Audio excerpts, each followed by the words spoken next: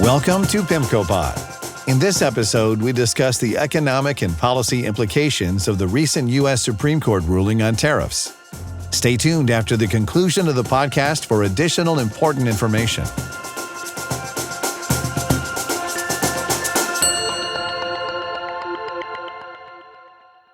Tariff ruling drives near-term uncertainty, with potential for longer-term stability, by Tiffany Wilding and Libby Cantrell.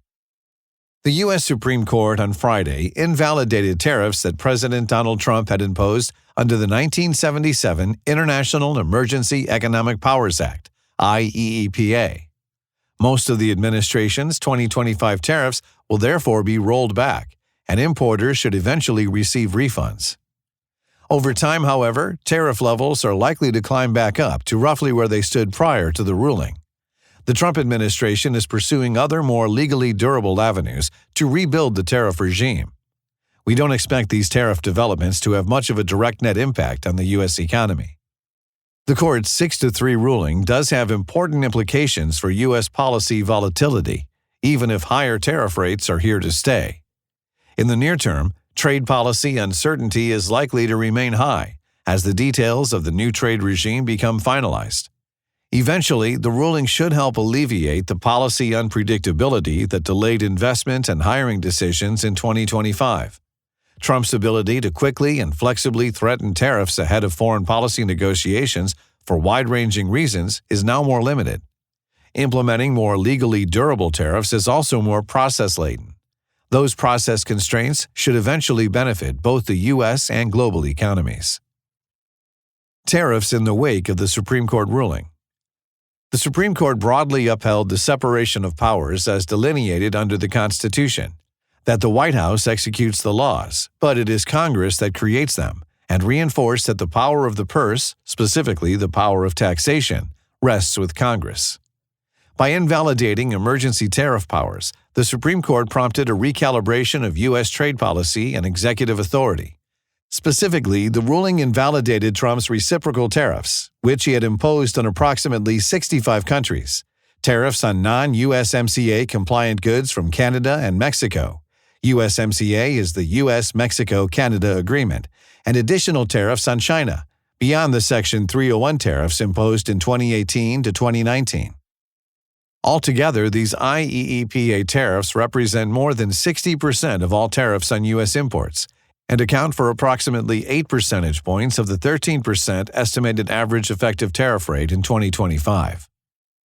The remaining tariffs include those that were implemented under Section 232 of the trade law, and include a 25% tariff on steel, 10% on aluminum, 25% on autos and auto parts, with many carve-outs, including Japanese and USMCA autos and auto parts, 25% on copper, 25% on lumber, and 50% on certain semiconductors. Section 301 tariffs on China from 2018 to 2019 also survive. This is a 20% levy on all imports from China. The Trump administration's rapid response, new tariffs. Despite the ruling, tariff levels aren't likely to change much. There were always more legally durable, yet cumbersome means to implement tariffs both across countries and products. The administration has said it is now working quickly using those means to rebuild what the court's ruling struck down, while implementing a temporary new global tariff in the meantime.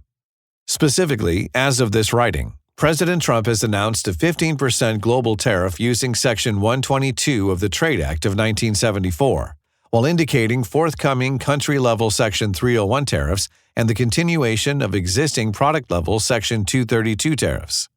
This Section 122 tariff is being implemented initially at 10%, but we believe it will likely rise to 15% eventually. The new 15% tariff under Section 122 is a global tariff, although with some notable exclusions for existing free trade agreements and product-level exclusions that were also exempted from IEEPA tariffs. Since it can only be applied for 5 months unless Congress renews, which is unlikely, we view it as a temporary solution while the administration quickly works through the process of Section 301 and additional 232 tariffs.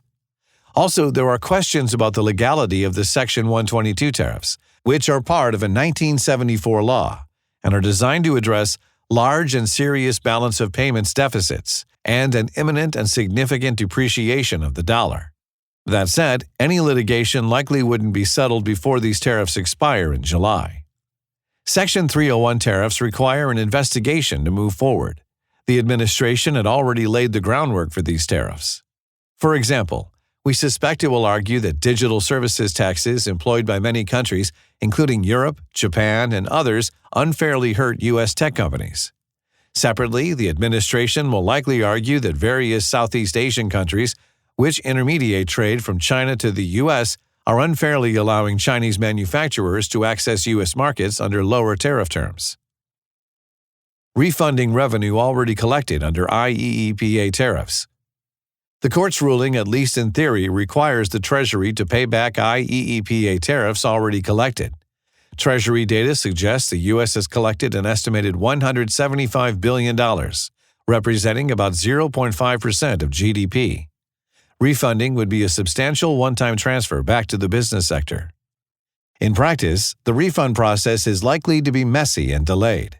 The U.S. Trade Representative said that the government would wait for the courts to rule on the issue of refunds before starting to process them, and even after they begin, it will likely take quite some time. Furthermore, trade contracts between domestic importers and foreign exporters can be complex. The entity that actually paid the tariff may not be the entity that bore the economic cost of the tariff, requiring lawsuits and additional court rulings to sort out the damages. Status of trade deals. The U.S. Trade Representative said the trade agreements entered into under the auspices of IEEPA tariffs still stand, even if those IEEPA tariffs don't.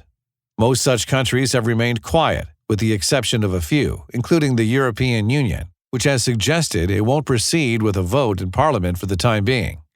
Going forward, the lack of the flexibility of IEEPA could diminish some U.S. leverage in trade negotiations, particularly in advance of President Trump's scheduled meeting with China's President Xi Jinping, as well as ahead of the mandatory review of the U.S.-Mexico-Canada Trade Agreement, USMCA. Economic ramifications. The direct economic effects of the Supreme Court ruling and the Trump administration's response are likely to be minimal. With the new tariffs and exemptions, we estimate that the effective average tariff rate is marginally lower than it was before the IEEPA decision, 11% versus 13%. Our long-run view, however, is that the tariff rates land at around 13% once the permanent tariffs are imposed. There could be company and country-specific winners and losers depending on the details. Refunds could provide some marginal temporary relief to the corporate sector, depending on who can collect, while there are various countries that will feel some temporary relief during the months the Section 122 tariffs are imposed. For example, prior to Friday's ruling, China, Brazil, Japan, the Euro area, Korea, Vietnam, and others faced negotiated reciprocal tariff rates of 20% to 40% on trade outside of the scope of the product-level Section 232 tariffs. These tariffs will fall to 15% until other more permanent Section 301 tariffs can be enacted. We doubt companies will pass on the temporary relief to consumers through downward price adjustments. Various studies suggest that price responses to VAT and tariff changes tend to be asymmetric, as prices historically have been more rigid in response to negative VAT tariff shocks. Also, with the expectation of more permanent tariffs coming soon, businesses will likely be reluctant to adjust pricing until the administration transitions to the new tariff regime. Bottom line for U.S. tariffs. We expect the administration to move quickly to replicate the roughly 13% tariff rate that existed prior to the Supreme Court's ruling, and for the direct economic implications of the various actions to be limited. The near-term increase in trade policy uncertainty could give way to greater stability eventually as the tariff picture gains greater clarity. By eliminating a key tool that the Trump administration had been using to quickly impose and threaten tariffs, the court's decision constrains the administration to implementing tariffs through more cumbersome and limited, yet legally durable means. Over time, this should reduce trade policy volatility and increase business and household confidence to make future financial decisions. In other words, trade policy by tweet is coming to an end.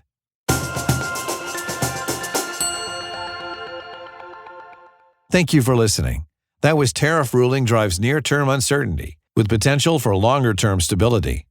For future insights, please follow us on your favorite podcast platform.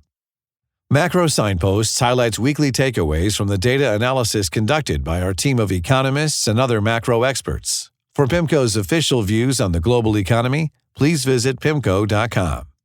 The discussion and content provided within this podcast is intended for informational purposes only and may not be appropriate for all investors. Reliance upon information provided in a podcast is at the sole responsibility of the listener. The information included herein is not based on any particularized financial situation or need, and it is not intended to be and should not be construed as a forecast, research, investment advice, or a recommendation for any specific PIMCO or other security, strategy, product, or service. Past performance is not a guarantee of future results. All investments contain risk and may lose value. Investors should speak to their financial advisors regarding the investment mix that may be right for them based on their financial situation and investment objective. Podcasts may involve discussions with non-PIMCO personnel, and such content contain the current opinions of the speaker, but not necessarily those of PIMCO.